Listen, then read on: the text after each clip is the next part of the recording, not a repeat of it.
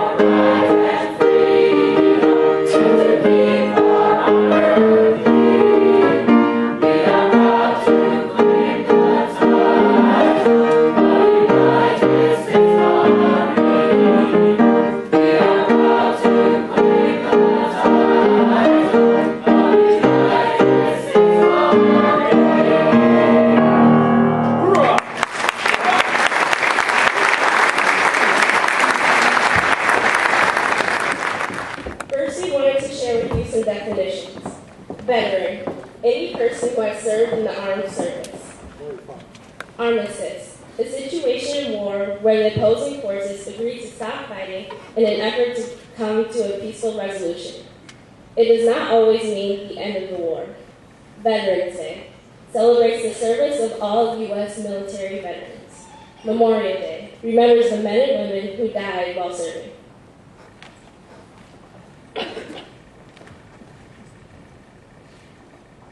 On November 11, 1919, Woodrow Wilson announced the first Armistice Day. Its purpose was to celebrate when the armistice was signed, officially ending the Great War, also known as World War I. On the 11th hour of the 11th day of the 11th month of 1918, the Allies in Germany came together to initiate conditions to secure future peace. The following is a quote by Woodrow Wilson. To us in America, the reflections of Armistice Day will be filled with solemn pride in the heroism of those who died in the country's service, and with gratitude for the victory, both because of the thing from which it has freed us, and because of the opportunity it has given America to show her sympathy with peace and justice in the councils of the nations. After World War II, veteran Raymond Weeks suggested that Armistice Day, now known as Veterans Day, should be meant to celebrate veterans from all wars, living or deceased. With the approval of President Eisenhower, Weeks led the first Veterans Day, and each one after that until his death. Weeks has since then been named the father of Veterans Day. We gather here today, 94 years later, to continue honoring all the sacrifices our nation's troops have made, and we are happy to have in our audience our own veterans from MPMA and even our own current staff members who are veterans. At this time, it is very close to the 11 o'clock hour, and we ask for the audience to please rise and turn around in their seats to face east where the armistice to end World War I was signed. We ask for a moment of silence to show respect and honor for all of our veterans. Facing east.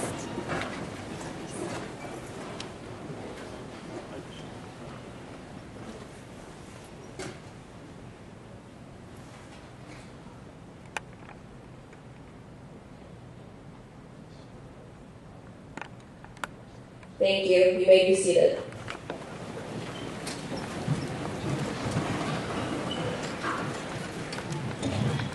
Here are some facts about Veterans Day. The major hostilities of World War I were formally ended at the 11th hour of the 11th day of the 11th month in 1918 when Germany signed the armistice. For many years after the war, it was common practice to face east, where the fighting occurred in Europe, to show respect to those veterans who had served their country, many of whom had died. Thank you for honoring this today. In 1954, President Eisenhower officially changed the name of the day from Armistice Day to Veterans Day. Britain, France, Australia, and Canada also commemorate the veterans of World War I and II on or near November 11th.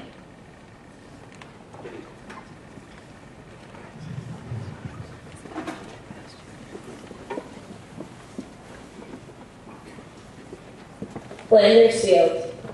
This poem was written during World War I by Lieutenant Colonel John McCrae.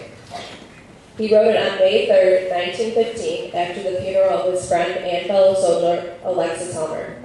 It was first published on December 8, 1915, in a London magazine. The Remembrance Poppy is one of the world's most recognized memorial symbols for soldiers who have died in war.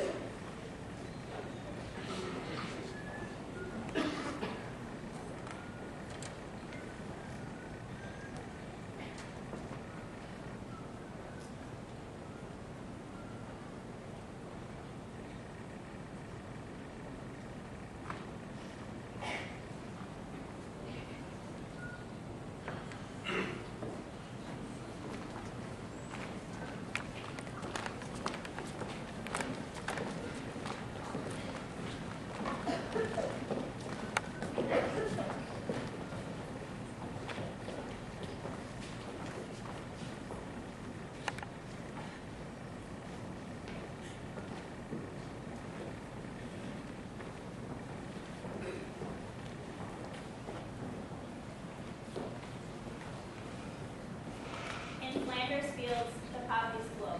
Between crosses grow on the And mark our place, and in the sky, the lark still bravely sings fly. Scarce heard amid the guns below. We are dead, short days ago. We lived, felt dawn, saw sunset glow. Loved and were loved, and now we lie. in Flanders fields. take up our quarrel with the foe. To you from falling hands we throw. The torch, be yours to hold it high. If you break faith with us who die. We shall not sleep, though poppies grow in Flanders fields.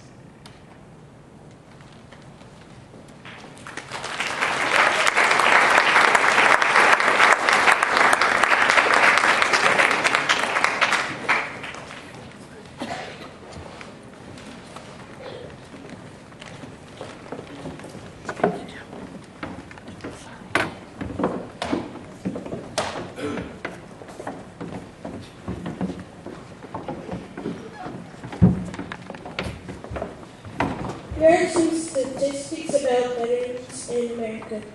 There are approximately 23.2 million military veterans in the United States. 9.2 million veterans are over the age of 65. 1.9 veterans are under the age of 35. 1.8 million veterans are women. 7.8 million veterans served during the Vietnam War era, 1964 to 1975. 52 million veterans served during the Gulf War. 2.6 million veterans served during World War II. 2.8 million veterans served during the Korean War, and 6 million veterans served during peacetime.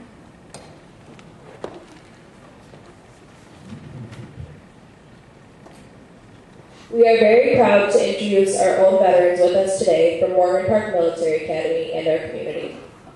Can the lower school representatives please come up to hand out their cards?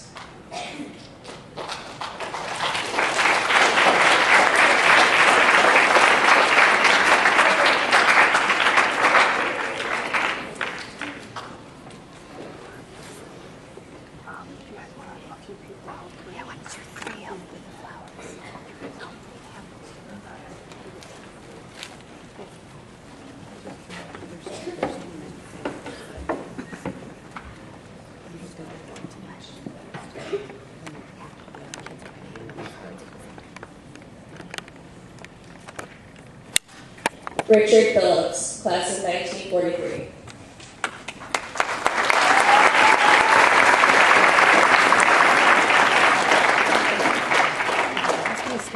Mel Bacon, class of 1944.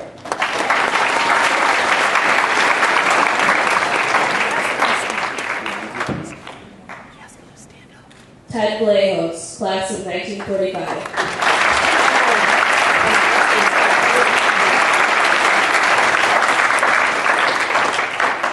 William Counts, class of 1947.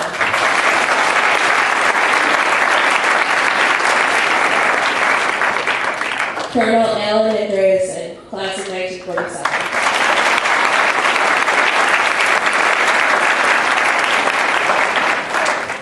Bill Manelli, class of 1955.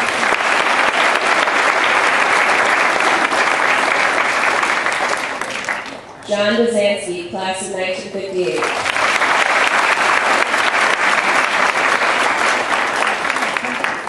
Orlando Caravette, class of 1958.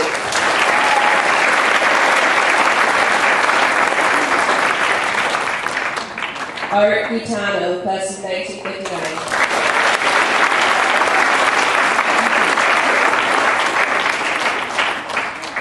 Frank Fonsino, class of 1959.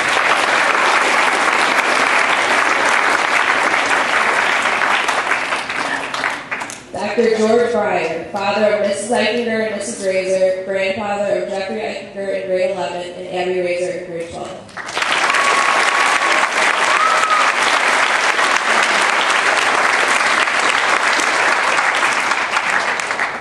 Julian Gomez, father of Diego Gomez in 8th grade.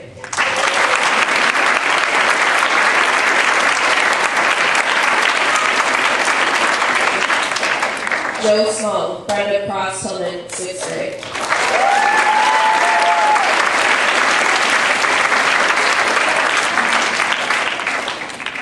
Michael Walsh, friend of Eddie McGovern, 6th grade.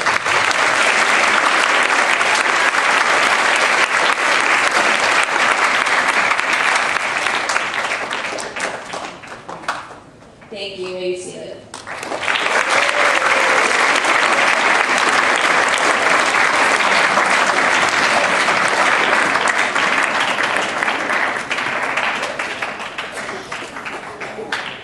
We are also very proud to introduce our own veterans who work at Morgan Park Academy, Nurse Becky, Mr. Lee, and Mr. Novack.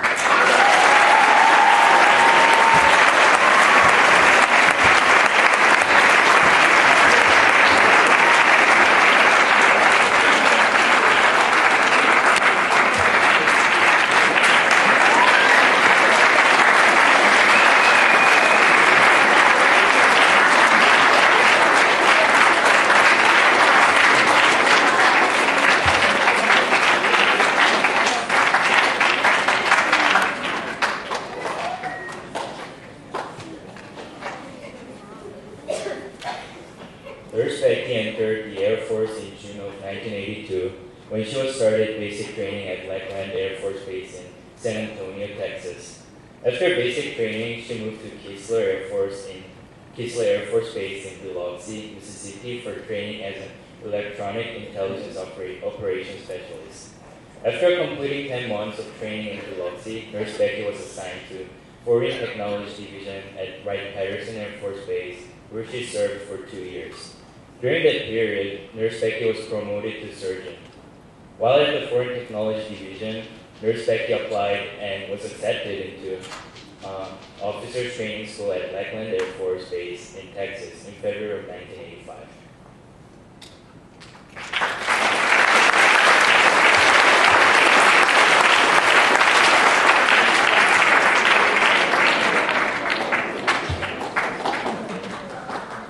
She was commissioned as second lieutenant in April of 1985 and was assigned to Laurie Air Force Base in Colorado for training as an intelligence applications officer. She was promoted to captain in 1989. Nurse Becky's assignments included Headquarters Air Force Material Command Intelligence Division at Wright-Patterson Air Force Base in Ohio, 6th Tactical Intelligence Group at Osan Air Force Base in Korea, and Electronic Security Command at Kelly Air Force Base in Texas. Nurse Becky also served temporary duty in many locations: Japan, Hawaii, the Philippines, Key West, Norfolk, Virginia, Washington, D.C., Alabama, Colorado, California, and Texas.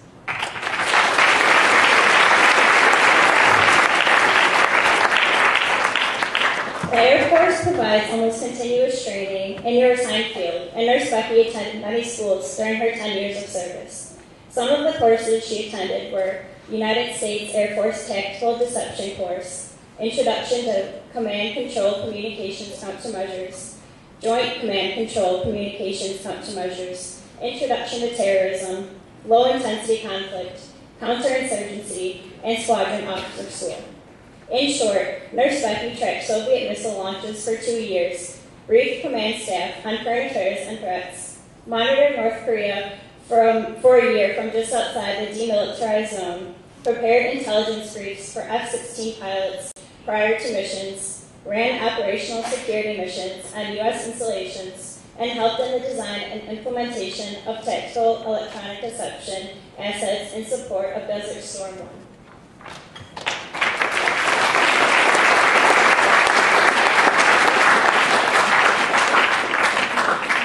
Nurse Becky resigned her commission in 1992 and returned to school to work towards her bachelor's degree in nursing.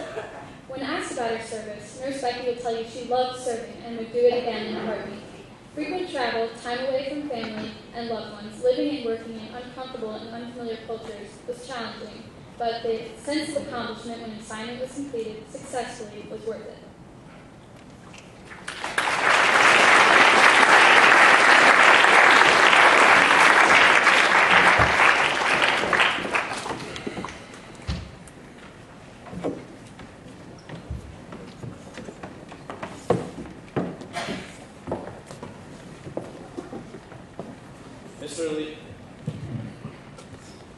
Mr. Lee was enlisted in the United States Navy from August 1991 to July of 1993. During that time, he was a nuclear reactor mechanical operator in Idaho Falls, Idaho. He completed U.S. Navy nuclear power training, resulting in qualifications by the Nuclear Regulatory Committee to operate a nuclear power plant watch station. He then became an engineering laboratory technician, where he completed training in radiological management, reactor water chemistry, and laboratory sample analysis.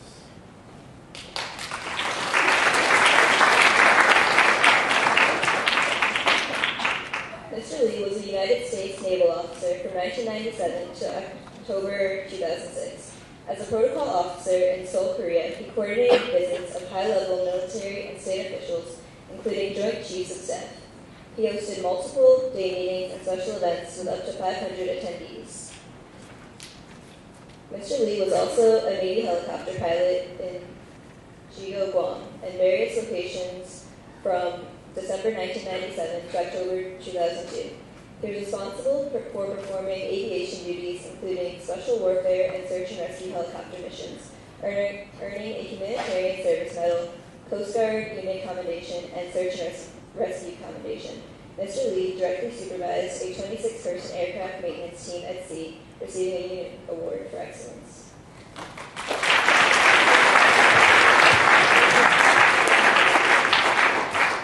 Mr. Lee was an assistant professor of naval science at Auburn University Naval ROTC in Auburn, Alabama, from October 2002 to September 2005. He was a professor for university accredited courses, including naval history, seamanship, and leadership and management.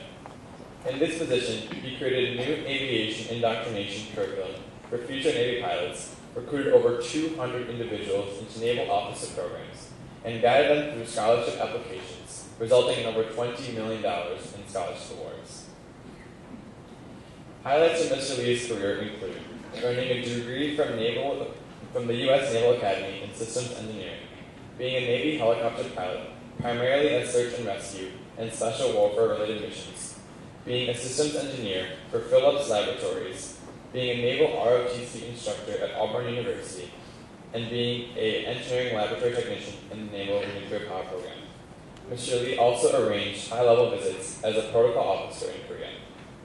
Awards from Mr. Lee's career include 2 Navy commendations, a humanitarian service medal, 2 Coast Guard search and rescue awards, and 4 successful match events.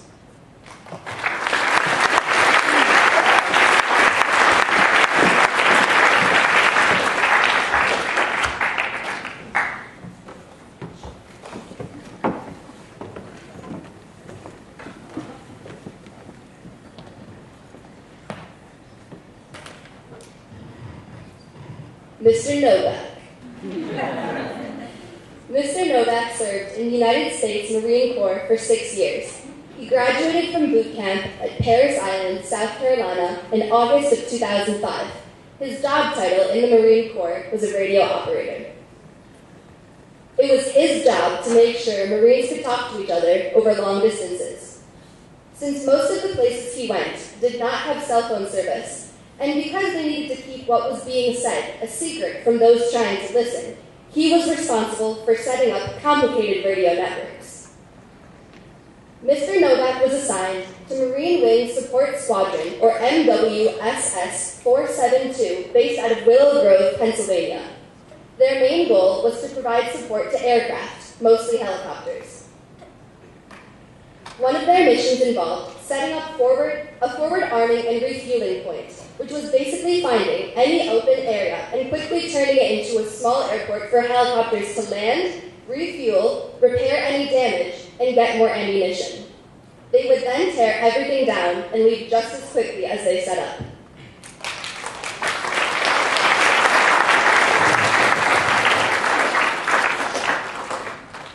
In addition to his radio duties, he also had to drive a big SUV known as a HMMWV, or Humvee.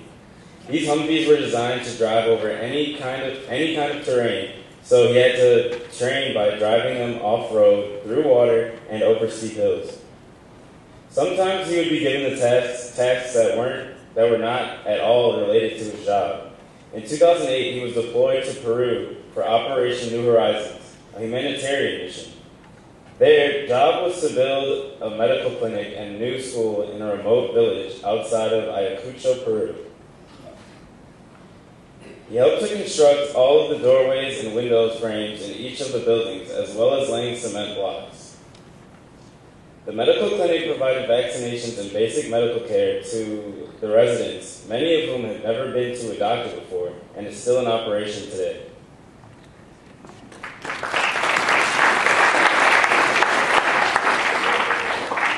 In 2009, Mr. Novack was deployed again, this time to the Al-Anbar province in Iraq for Operation Iraqi Freedom. Unlike Peru, the main mission in Iraq was to fight a war. He served in Iraq from 2009 to 2010.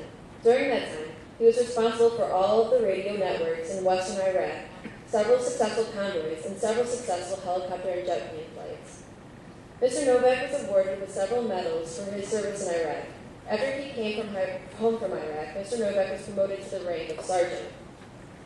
He was appointed to the radio chief for his section, meaning he was in charge of the entire radio platoon.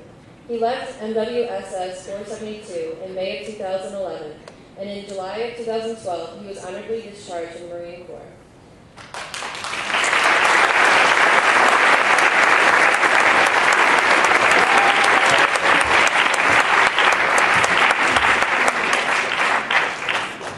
In honor of Morgan Park Academy's 140th year, a flag was flown over the United States Capitol building.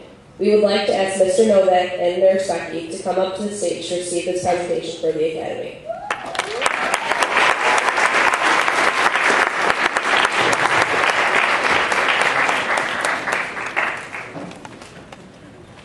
On behalf of all veterans, and especially the veterans of Morgan Park Military Academy and Morgan Park Academy, please accept this flag for MPA as a symbol of our appreciation of your service.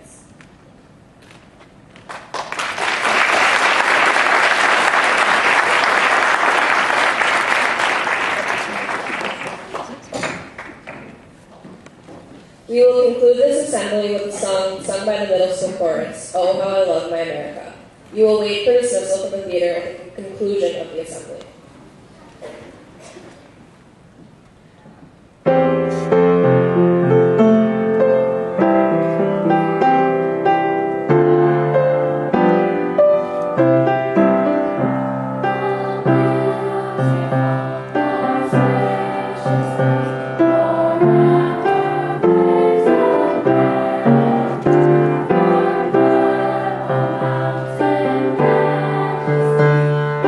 Oh